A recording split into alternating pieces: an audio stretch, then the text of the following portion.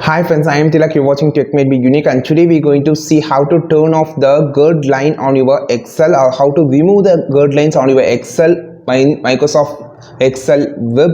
And if you're new to this channel, make sure to click on subscribe button below. We just quickly move on to the video. So how to turn off the gird lines on the Excel Microsoft 365 web. So first of all, open the Excel sheet. So I just entered some of data so you can easily understand, and I just going to zoom it so you can easily view how it's going to happen. So you can see there is a lot of data, but I just don't want this gird line should be here, so I just want to remove it.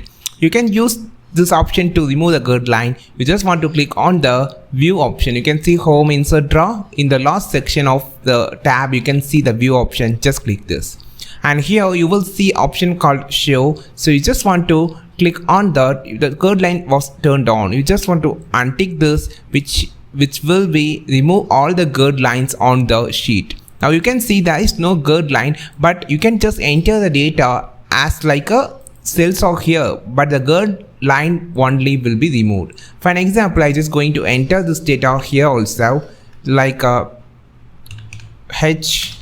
You can see the data is still entering on the like a cell. So but while the gird line is only has been removed. So I think this video helped you a lot. Like this video, share this video, subscribe this channel. We will meet our next video with a super valuable content. This is Tilak signing off from Tech Made Be Unique. Have a wonderful day.